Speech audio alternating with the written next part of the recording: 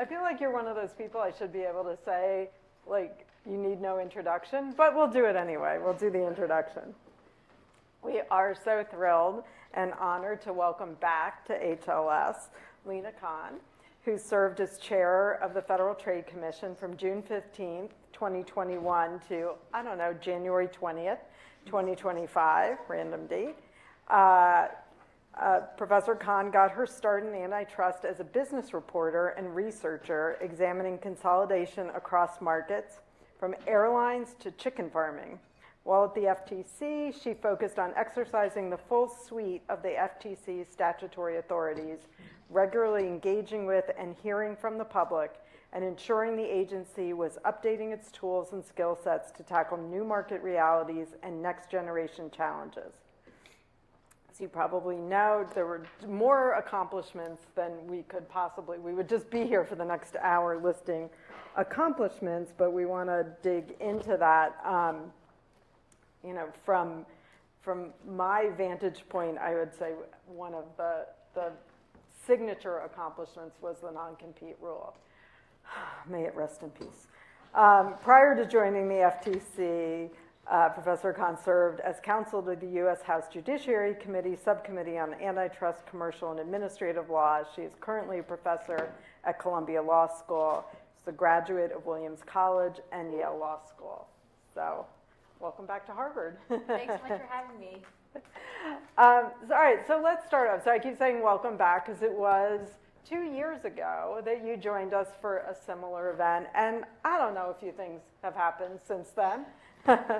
But let's start, though, with sort of picking up where we left off from that event.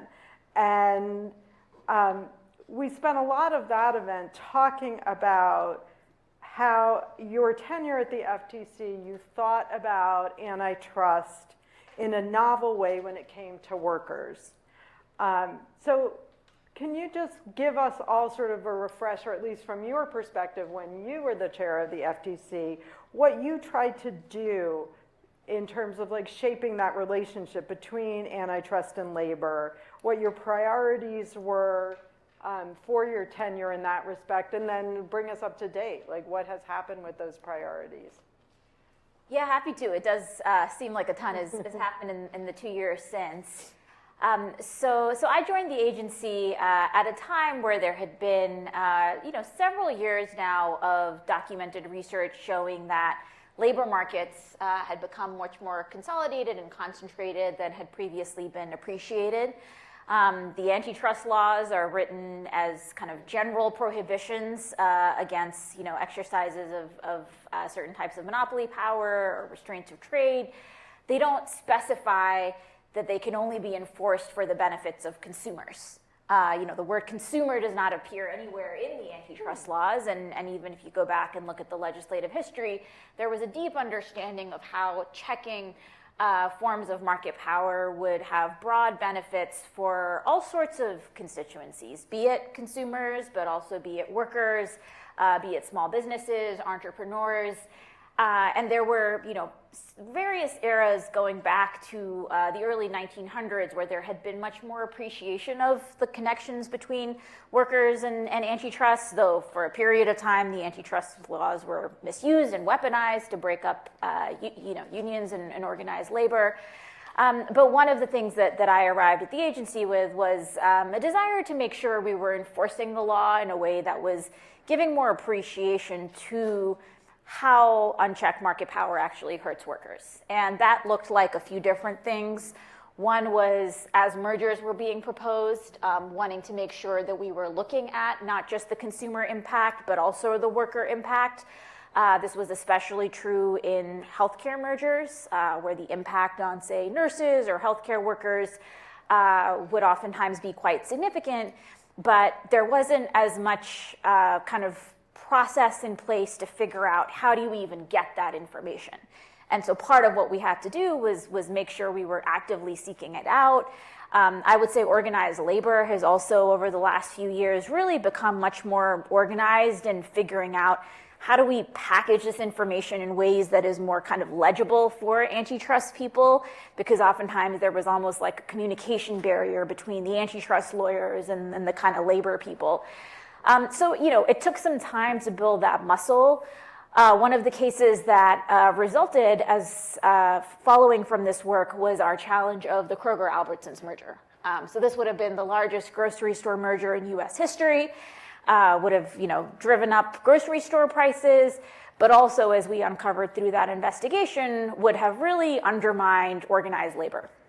And so when we brought that complaint, we included in it not just a consumer harm story, but also a labor harm story, which was the first time that the agency had done that.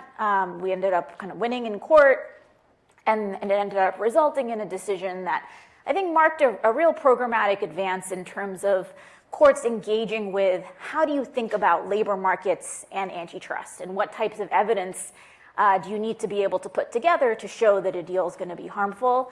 So that was on the merger side. Beyond that, we were looking at issues like non-competes, which started off in the boardroom, but have now become so much more pervasive. So we're talking about their impact on security guards and fast food workers and janitors.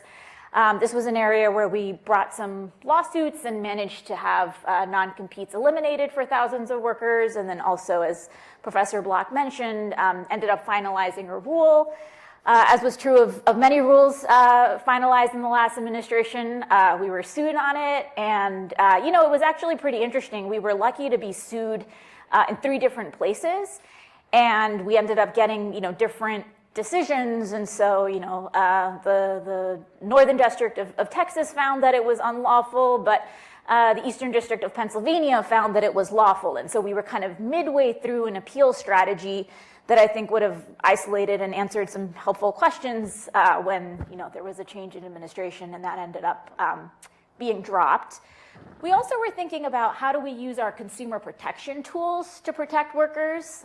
Similarly, the prohibition on unfair, deceptive acts or practices is not restricted to only applying to consumers. And so this was an area where we were especially focused on the gig economy and wanting to make sure that gig companies were not lying to their workers about how much they could make, taking on some of these bait and switch tactics. So it was kind of a whole of agency effort to make sure we were looking at labor issues. Great. Wow. I can just say for myself as a labor lawyer, we miss you.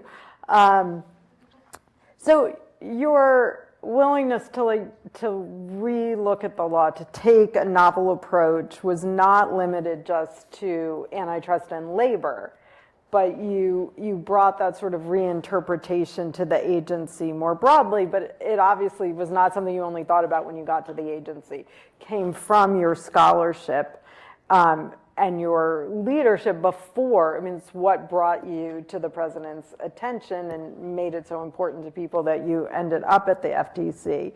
So I wanted to take a step back. I mean, we have a room full of students. Share with the students what that journey was like, from having an idea as a law student and then seeing it become, gain ground and have such an impact on your area of law. And what advice would you give? I mean, I know I talk to these students all the time. Lots of them have amazing novel ideas. How do you make that a reality? Yeah, I mean, look, it was a very unexpected and unusual trajectory, and had a lot to do with factors that were totally outside of my control.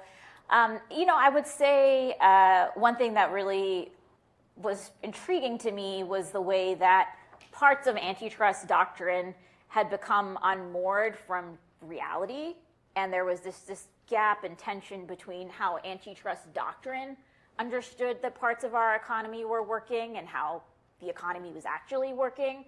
And so using, scholarship to bring that to light ended up being something that I was just very interested in that context, but I imagine could be a more kind of general principle in terms of ways to be doing scholarship that is, relevant and timely and kind of speaking to other parts of the law that maybe need a bit of a refresh, or where reform is needed to make sure they're fit for purpose, given the challenges that we're seeing. I think there were various factors that made questions of market power and consolidated markets much more relevant all of a sudden, starting around 2015, 2016. Antitrust had been much more part of the mainstream, going all the way back to 1912, where the presidential election really centered on this question of, what are these candidates going to do about the trusts?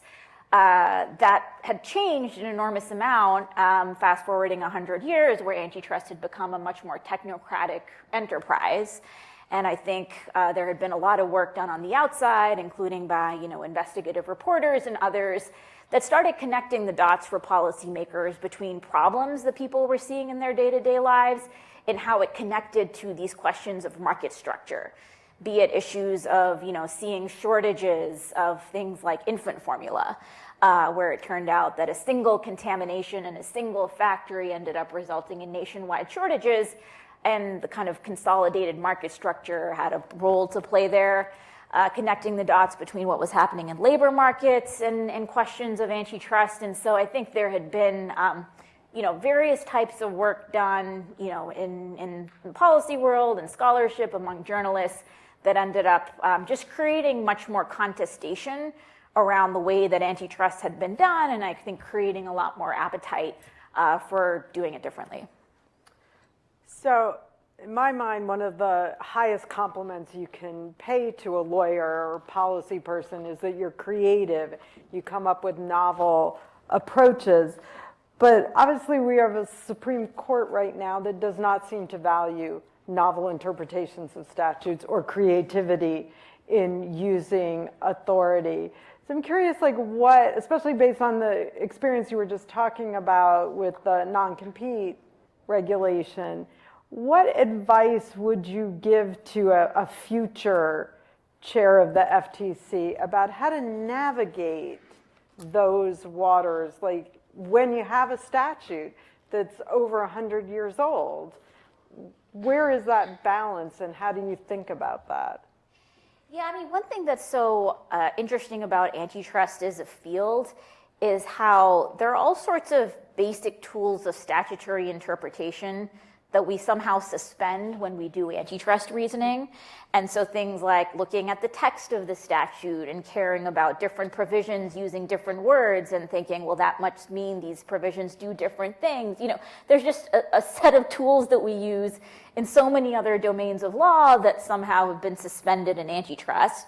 There's a reason for that. The courts have long said that parts of the antitrust law function more as common law. But I think there were opportunities, and we pursued opportunities to basically bring some of those more tried and true methods of how we do legal reasoning to antitrust. So one example was the Federal Trade Commission Act prohibits unfair methods of competition. It's a statutory provision that is widely understood to extend beyond the four corners of the other antitrust laws, but had been somewhat dormant.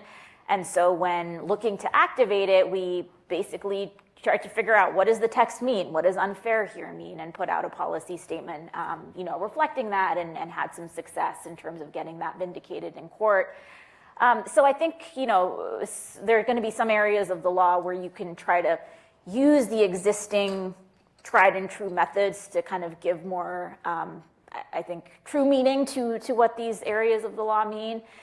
I think beyond that, we were always very interested in finding strange coalitions that we could be building in terms of support for parts of the work that didn't necessarily fall on partisan lines. So, for example, when we were proposing the non-compete rule, we got 25,000 comments from all across the country, including from some religious liberty advocates who talked about how the existence of a non-compete they felt coerced them into getting the vaccine during the pandemic, because if they had refused it, they would have basically lost their job and felt that they would have been locked out. And so, that was something that was, I think, unusual in terms of how usually people were thinking about who is going to be supporting a ban on non-competes, and something that when we were kind of putting together our briefing, we were not shy about noting the kind of vast support for this rule coming from, people of all different types of political sensibilities and political persuasions. There was a backdrop for all administrative agencies during the last administration, which was that while the writing had been on the wall for a long time about increasing judicial skepticism about certain exertions of executive authority, it really accelerated during the last administration, culminating in Loper Bright, but all sorts of other decisions. And there were dozens of rules that were promulgated that ended up, basically going to die at the doorstep of some district court judge in Texas. And I think, you're involved in a lot of these conversations, but there are just broader conversations happening around, just what does the future of being an administrative agency look like against this type of judicial hostility. All right, so we've opened the door to what does the future of being an administrative agency look like. So one doctrine that is hanging out there that will help determine the future of what it's like to be in an administrative agency is the Slaughter case. And having served as leader of an independent agency, I wonder what you're thinking about how your job would have been different, or what impact you think it will have if, as seems likely, the Supreme Court does invalidate the structure of independent agencies if they overturn Humphrey's executor. Yeah, I think there are at least two dimensions of it. One is just the fact of being a multi-member agency and what that means. When you're leading a multi-member agency or when you're in the majority, it can be kind of frustrating to have these minority commissioners, and you're like, why they're getting in the way of things. But actually, it makes the work better. And oftentimes, it was real internal debate and disagreement that let us kind of pressure test our arguments, that let us kind of get a preview of, what are opponents of this work going to be saying. And in areas where we were able to find, unanimous agreement, it really helped strengthen the work in terms of its durability. I think there is going to be a real question as to, is there going to be any incentive for a president to be appointing commissioners from a minority party in the future, and just how does that reshape just the character of these agencies and how they were set up. There's also the question of, what does it look like for all of these agencies that had some degree of independence to now be at the direct beck and call of the White House. And, I think administrations differ in how assertive they are in kind of directing even agencies that are within the cabinet, but certainly this administration is showcasing what it means for law enforcement to become just an extension of, partisan agendas, and whether the law is being enforced exclusively to reward friends and punish enemies, and just how dangerous that can become. I think there's also a degree to which, the independence of the FTC had just allowed for more institutional durability of certain types of programs and projects and priorities, especially when you had been able to craft some of these bipartisan areas of agreement. One area where we were able to get a lot of bipartisanship during my tenure was this issue of data brokers, and the way that you have these entities that are endlessly surveilling us and hoovering up all these personal details and misusing it. And for people who deeply believe in civil liberties and were kind of skeptical of state surveillance, there was a way to understand how private surveillance and government surveillance can go hand in hand. And so we were able to file some cases with theories that had not been pursued in the past, and the fact that they were being voted out 5-0, and we were suddenly in district court in Idaho, just created a different flavor profile of what that case looked like and sounded like to a judge. And so I worry that that's going to be lost. Okay, so we've raised the Trump administration. I wonder if you're comfortable just sort of sharing with us, what are you seeing at the FTC? How have things changed? What priorities can you tell have changed? What's happening over there now? Yeah, so it's it's an evolving situation. Back in March, the two Democratic appointed commissioners, Rebecca Slaughter and Alvaro Bedoya, were fired, and so now there are just two Republican members there. I would say there's one way to look at how things have progressed that actually highlights a lot more institutional durability of various programs and projects we had put in motion than I think a lot of observers were expecting. The vast majority of lawsuits that we had initiated, especially on the antitrust side, are still continuing, and as far as we can tell, being litigated vigorously. There are various types of, guidance and proposals that we had put out that are still in place, including things like our merger guidelines. We had promulgated a rule that pretty significantly increases the amount of information that merging parties have to submit to the government when proposing a merger. That's something that we were being sued on by private equity. It was just the rule was vacated by a district court, and the Trump administration is defending that rule and kind of going to the Fifth Circuit trying to uphold it. So I think there are areas of continuity that have surprised, especially the deal-making community. That said, there have been pretty troubling allegations coming out of places like the Antitrust Division, where you had, the dismissal of the top political appointee there the other week. Before that, the dismissal of other top appointees who have since come out and said that basically decisions about antitrust enforcement are not being made on the merits of the facts or the law, but are instead being made based on which firm is hiring which lobbyists with which set of connections to the White House, and that there is basically a process that is now just doing a total end run around the Antitrust Division and basically using kind of high up political appointees to either settle cases on the cheap, withdraw cases entirely. And so there does seem to be a backdrop of pay to play, politicization, weaponization, maybe even corruption that I think taints the whole enterprise, even if you do have some areas of continuity. Yeah, certainly at the Justice Department, it seems like we're seeing that more than anywhere else. I saw that the FTC did just settle, there was just an announcement of a settlement in a Walmart case for over $100 million. It's hard to tell, and a lot of reporters aren't great about giving you the full context about whether that was a good settlement or not, but it certainly seemed like a big number, and assume a case that that was started before the Trump administration to have gotten that far. All right, so we talked a little bit about challenges at the FTC. So the legal environment can be a challenge, certainly with these like Loper Bright major questions doctrine.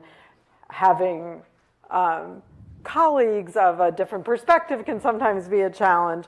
What were the other challenges you faced in your role at the FTC, and what did you learn from that? And thinking about that, particularly about, we have students, I certainly have students come all the time to say, where can I make a difference? And you have advice on thinking about the role in government, and what advice you give to even your students now about how they can make a difference.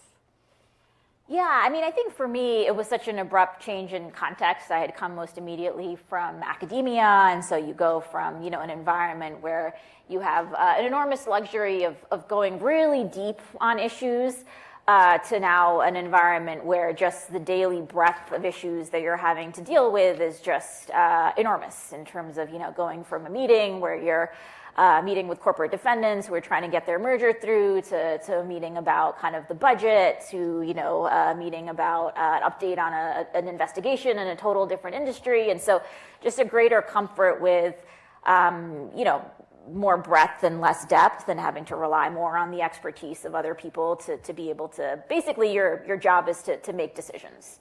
And I remember, a few months into the role, I had this peculiar feeling where I felt like I was spending so many hours working, but the experience of work had changed so much because my main output of work until then had been reading and writing, and now all of a sudden it was just a totally different mode of basically just making decisions, and it's like the hardest decisions that end up coming to you. And so there was just a way in which there was a basic reorientation of what you're doing day to day that requires you to adapt.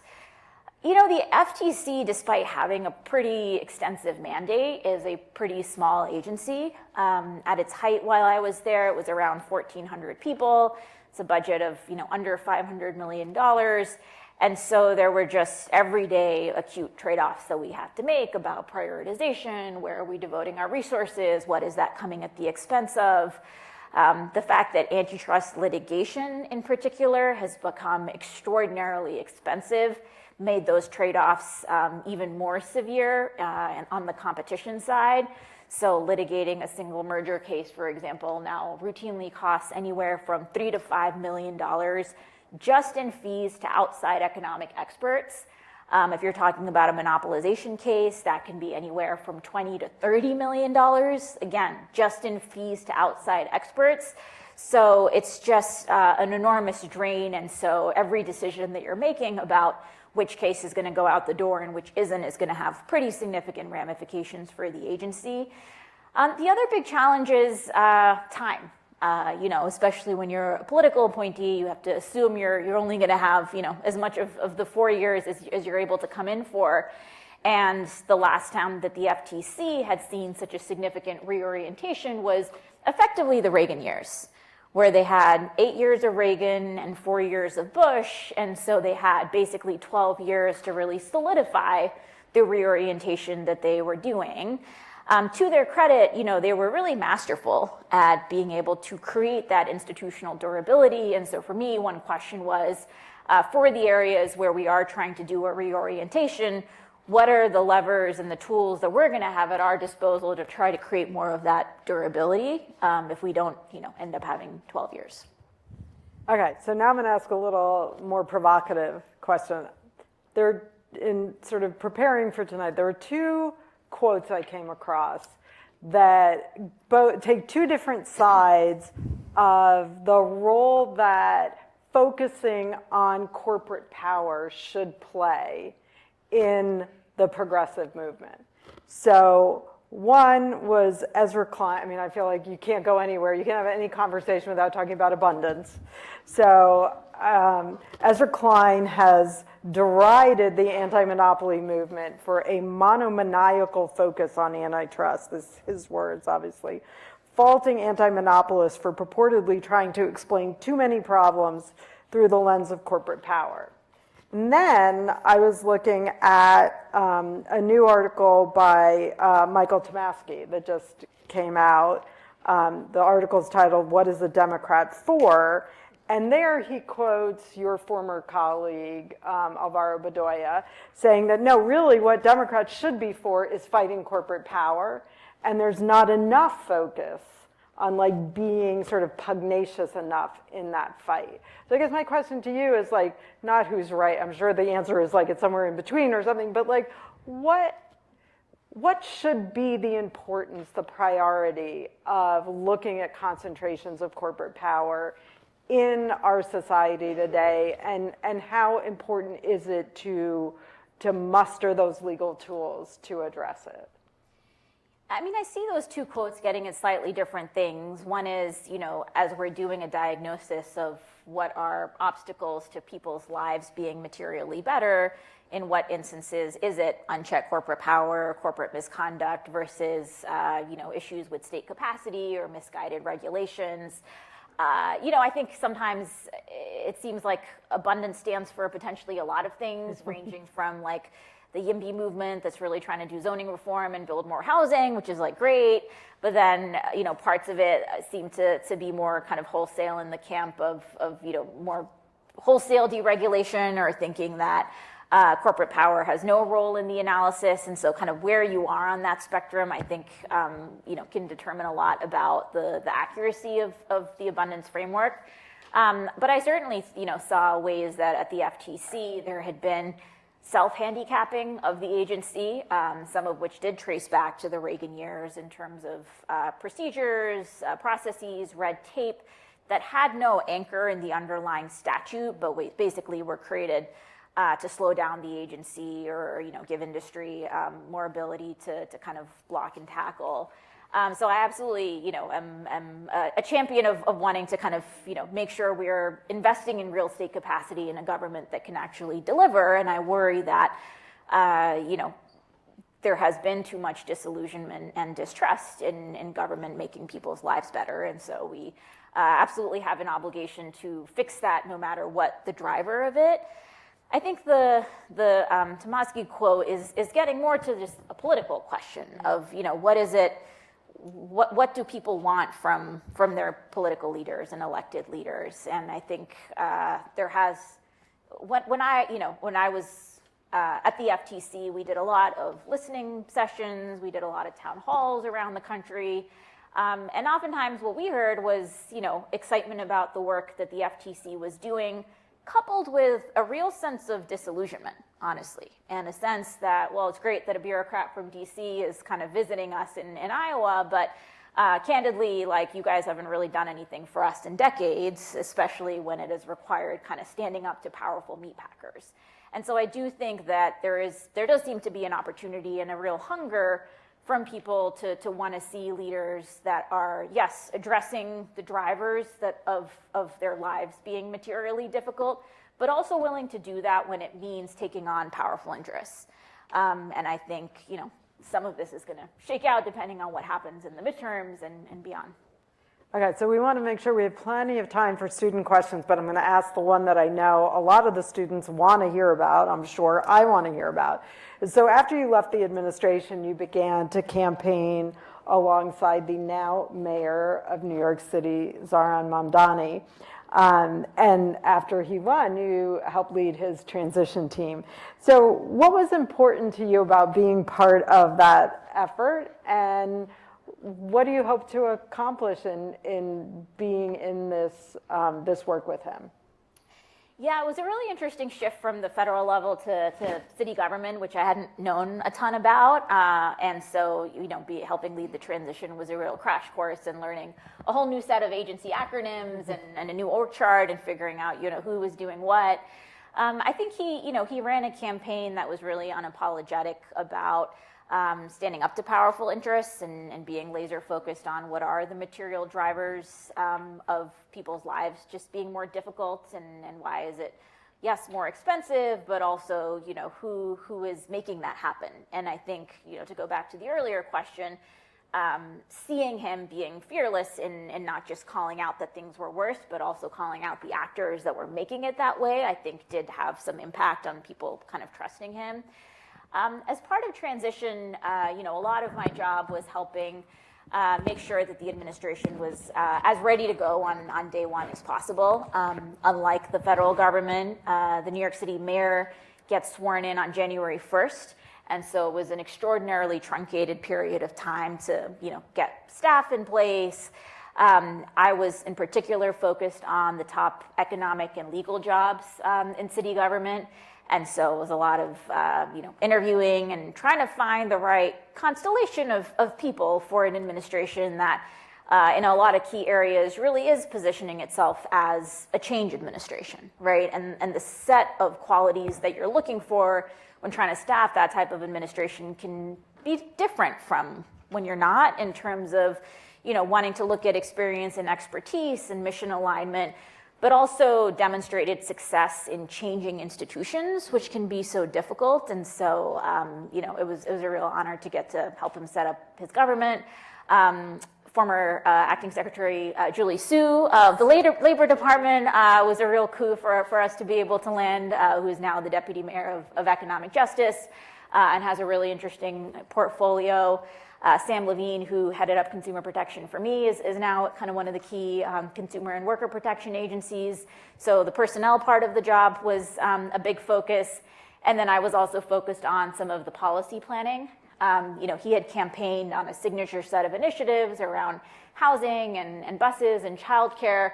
But we wanted to make sure that he was coming in with a full set of understanding of what are the executive authorities and levers that he has at his disposal that will not be as dependent on kind of negotiating with, the governor or city council. I think this presidential administration, you can think what you do about their policy choices, but I do think they have demonstrated a real command of some of the levers of government authority, and so we wanted to make sure that he was also set up to come in having a full set of his options. Awesome. All right, let's turn it over to you. Yuri's going to be running a mic, and Jack, so raise your hand and we'll try to get to everybody. Let's start in the back. Hello. Yes, I can. Hello, it's so great to be in this space with you. I attended your talk last fall, but I'm really curious to know, you have this, I forgot to identify myself. My name's Chimaka Amici. I'm actually in Section 3 with Daniel. Just a little shout-out connection there. I'm really curious to know this work you did with labor and antitrust, connecting those two spaces that have historically, or in the most recent past, been disconnected. While this work might not be continuing at the FTC, I'm curious to know if you've seen any states take on this work or lead that charge, and if you can expect to see it upcoming in other spaces. Yeah, it's a great question. I mean, I think generally we have seen a lot of interest among the states in kind of picking up the baton and continuing some of the work we've been doing, the FTC. We've seen it more, honestly, on the consumer protection side. So you have various legislatures that are passing, bans on junk fees or making it easier to cancel subscriptions. On the antitrust side, we are seeing the interest more in specific industries. So some states have been laser focused on healthcare consolidation. Oregon recently passed a law that is going to limit the role of private equity and being able to buy up healthcare providers. Arkansas passed a law that functionally breaks up parts of these healthcare conglomerates, saying that if you're a pharmacy benefit manager, you can't also own a pharmacy. So we are seeing, some movement there. When we filed the Kroger-Albertsons suit, we did so in tandem with a whole set of states. Washington State, Colorado, in particular, have been focused on some of those labor issues as well. So I do think there's generally a lot more momentum. And as we see more of a retreat and backsliding at the federal level, more of an interest in the state stepping in. I do think one practical challenge that we see is just how resource intensive these cases are. Both in terms of, sometimes it's even a state AG for a pretty large state will have like 1 or 2 or 3 people responsible for the entire antitrust and consumer protection portfolio. And then when you talk about litigating, where those funds are going to come from to pay the experts, becomes a big pain point. So I do think there is a mismatch between the level of interest and just the resource capacity to follow through on it. But it has been great to see just more state engagement on that. Oh, yeah, why don't we take Yuri one from this side? Hi, my name is Michelle. I think connected to that question in your comment just now, I'm curious what your elevator pitch would be for future Congresses and administrations to provide more capacity and funding to the FTC, knowing that for decades it's been understaffed for its power, really, especially with the cost of antitrust enforcements and other matters. Yeah, I mean, I think from an economics, just a financial return perspective, the FTC way punches above its weight. I mean, I think for every dollar that it gets in federal funding, it kind of gives back like more than $13 in benefits to the public between kind of, restitution and penalties. So I definitely think it is a good ROI in terms of, making sure we're properly funding it. I do think on the antitrust side, the issue is not just increasing the funding of the FTC, but actually making antitrust less expensive. One perverse thing that we have been hearing from some courts is, you'll have this big litigation. Each side will bring its, fancy economists to provide their testimony. And then the judge will deliver an opinion that says, great that you each had fancy economists. I'm not an economist, so you kind of canceled each other out, and I'm going to basically make this decision based on, the credibility of the CEO's testimony, right? And so, in some of those instances when that's happened, I think it's really underscored the question of like, who is this really serving, right? I mean, of course, we want a robust, rigorous economic analysis to be part of antitrust, in as much as is actually contributing to sound reasoning and a better opinion and better outcome. But when you have, what I see sometimes is just a lot of bloat that is untethered to actually resulting in a better reasoned opinion or getting to the right outcome, I think that's where we have to kind of really revisit how are these inquiries being structured? Do we need limits on what types of evidence, might be admissible? How is it that this kind of economic expert part of antitrust has both become so expensive, but also doesn't seem to be kind of serving the judiciary always very well in terms of how they're able to do the analysis. How about,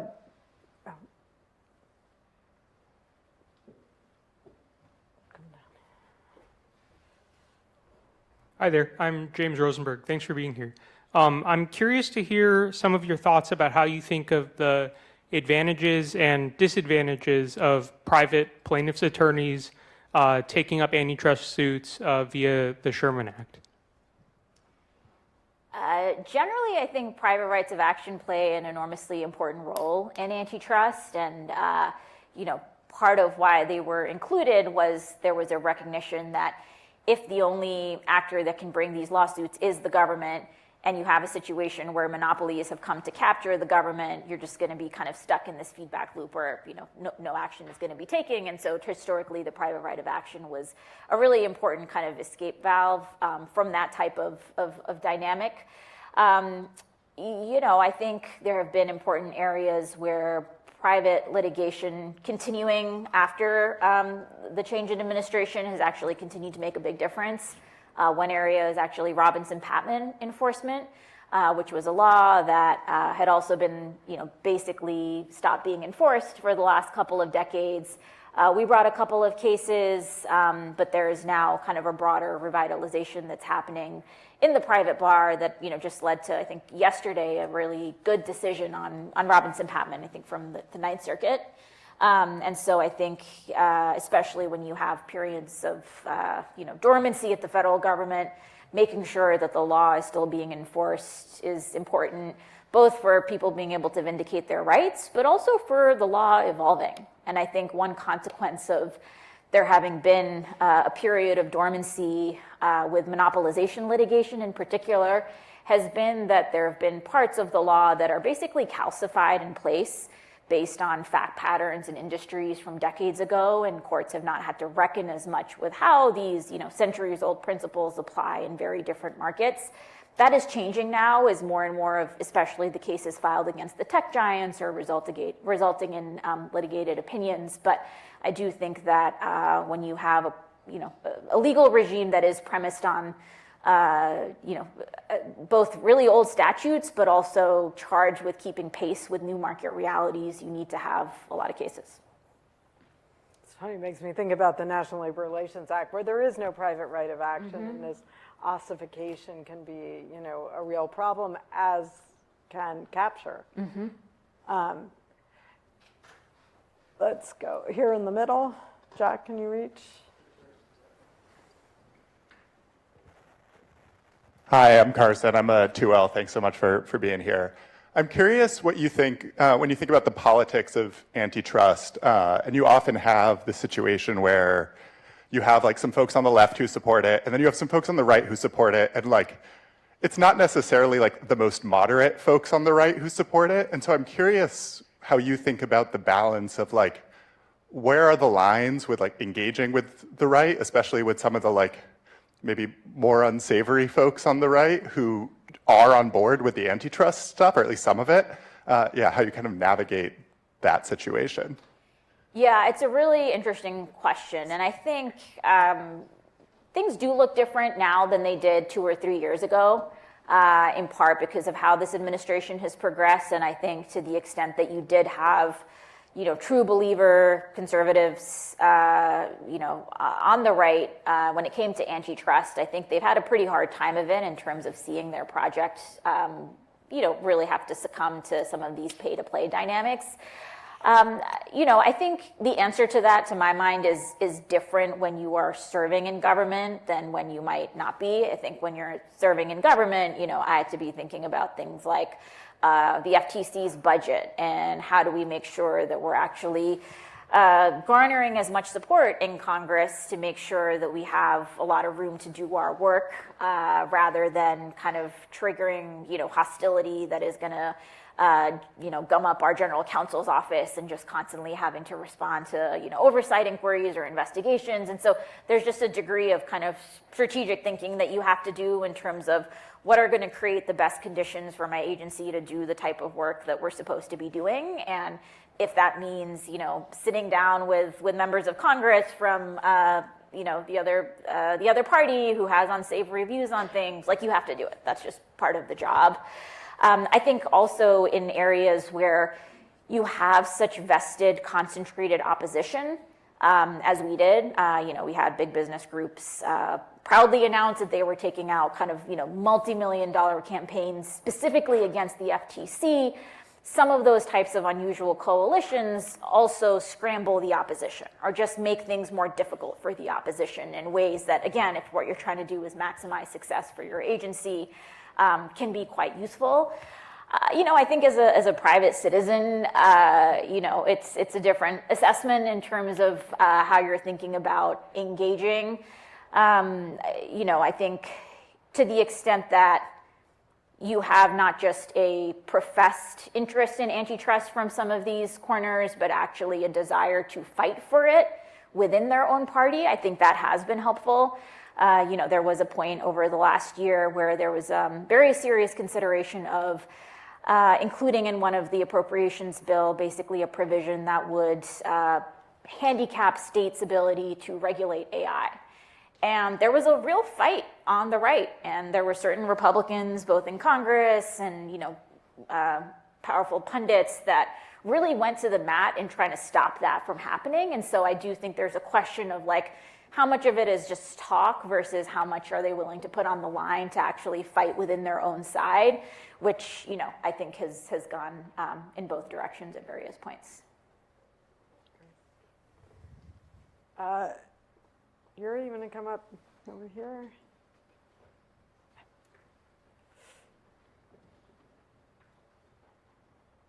Thank you. Hi, I'm Allegra. I'm a 2L, also an EVE. So most Williams people I've been in a room with in a long time. But I am really worried about the politicization and weaponization of the antitrust laws. And I'm curious if you think there are either reforms of the laws themselves or the rules, and or in this world, new roles for people, public interest, states, litigants, in ensuring the equal application of the antitrust laws.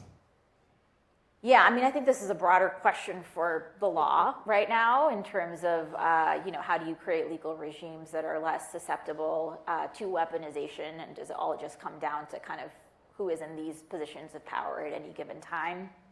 I do think that one thing we've seen in antitrust is, one of the changes over the last few decades has been a shift away from what were known as kind of bright line rules or per se rules towards more rule of reason. And so whenever you have kind of a shift from rules to standards, to be reductive about it, I think it can create more opportunity for discretion to creep in ways that, if misused, can result in weaponization.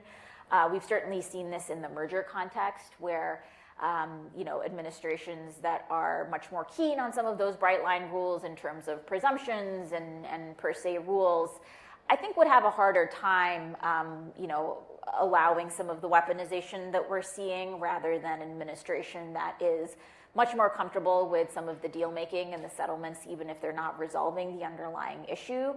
I think, within antitrust, there is the Hart-Scott-Rodino Act.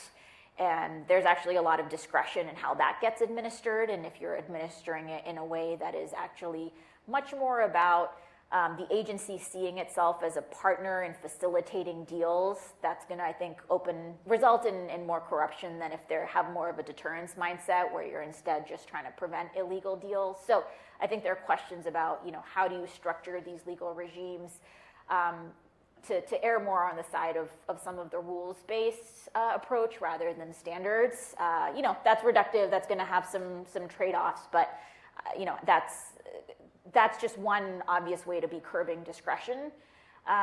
Beyond that, I think you're going to have to kind of go area of law by area of law to see what that looks like. I think imagine having a private right of action can probably help Yes. in areas like labor law.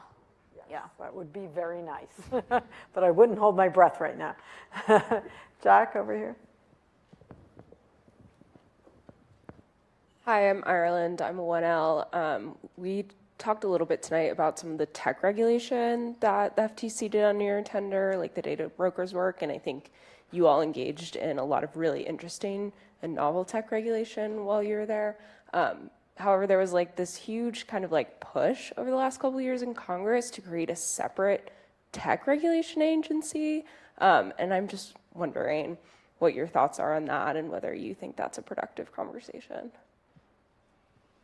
Yeah, I mean, look, I think there has been a conversation in Congress for a long time now about whether to take a tech regulation, new tech regulator that kind of reached a fever pitch, I think, during the first Trump administration, and I think partly why it was important for the FTC to show that it, didn't just have jurisdiction here, but could actually use its tools meaningfully was to protect some of that institutional turf. I do think that there are first-order questions about whether antitrust and consumer protection principles are going to be sufficient to ensure that the way technology is developing is actually serving the broader public interest.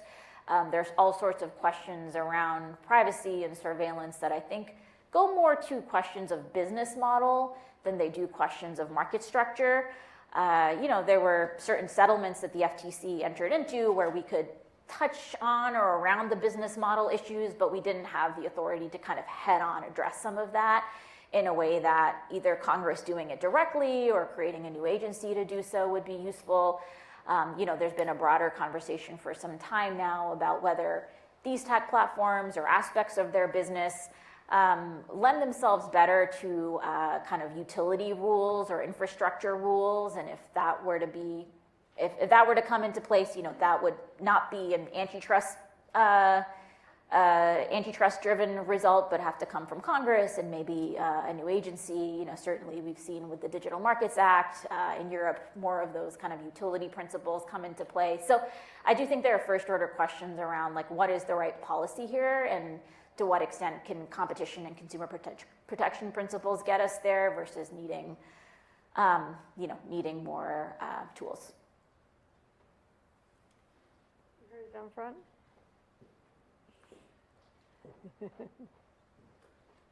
Hi, my name is Argenis, also an EIF, so there are many of us in the room. But my question for you was whether you think that there might be lessons for future Democratic administrations from the current administration when it comes to wielding the power of the executive.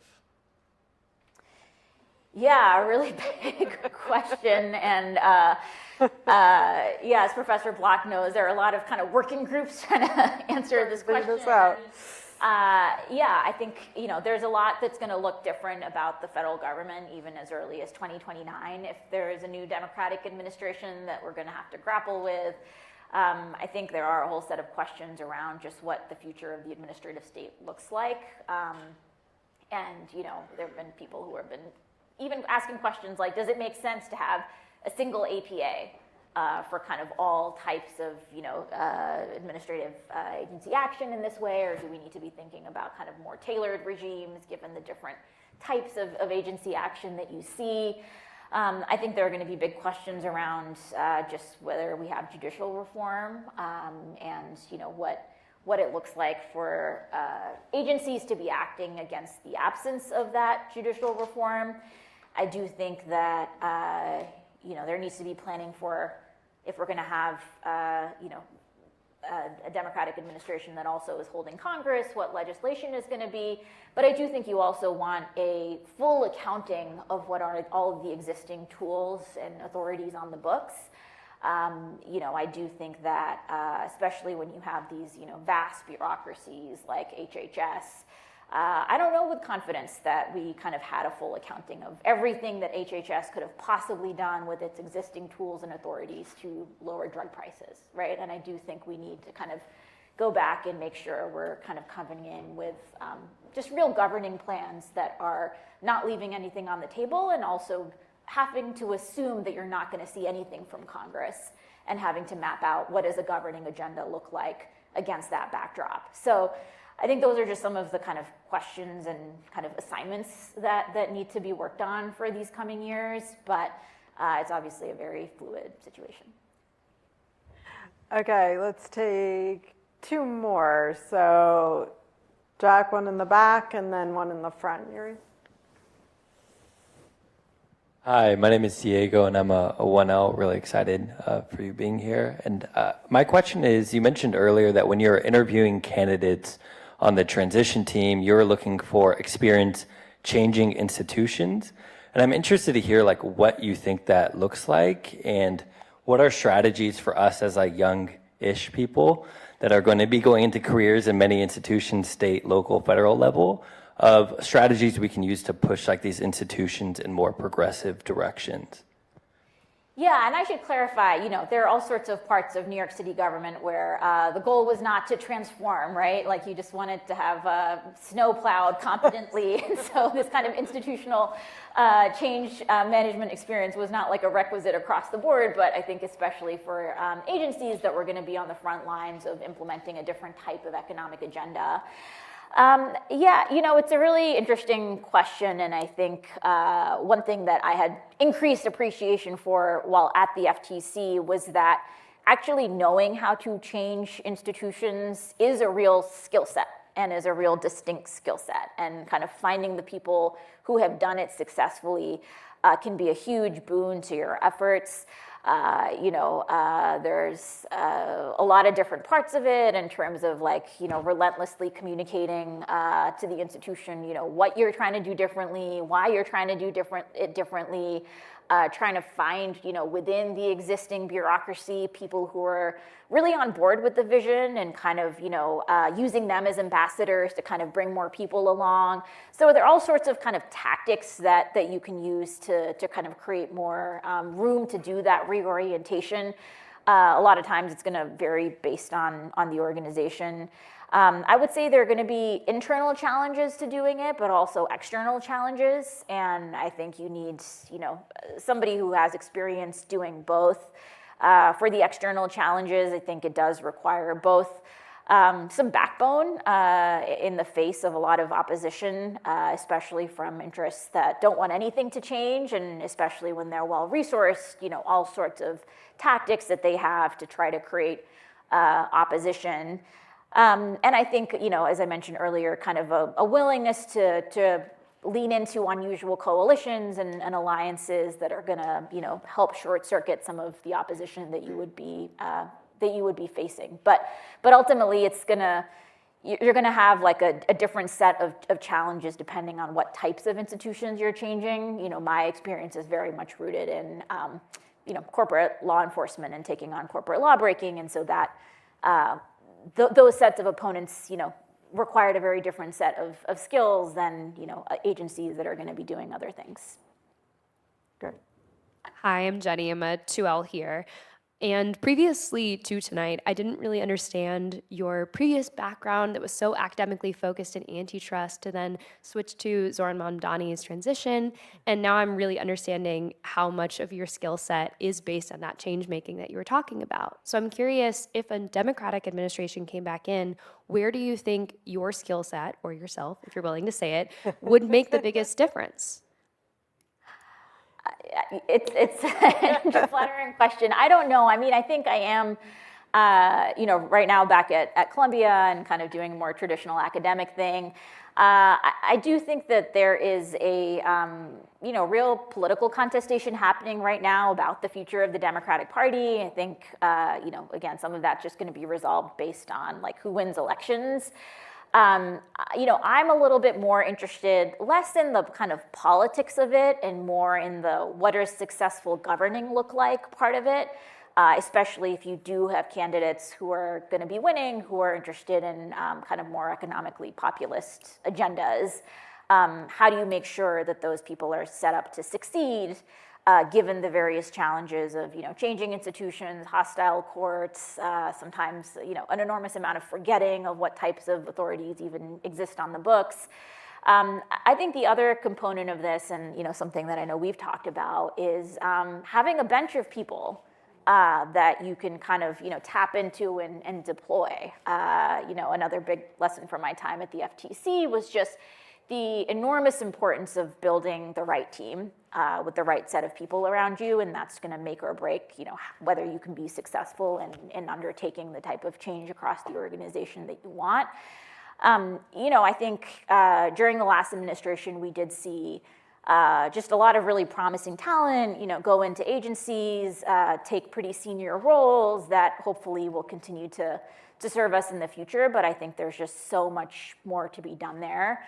Another thing that I admire about Republican administrations is that oftentimes they kind of have a full army ready to go, from the kind of general to the infantry, people who have the combination of kind of mission alignment and some degree of kind of experience and expertise. And I think that type of bench building is something that we kind of need to continue to invest in.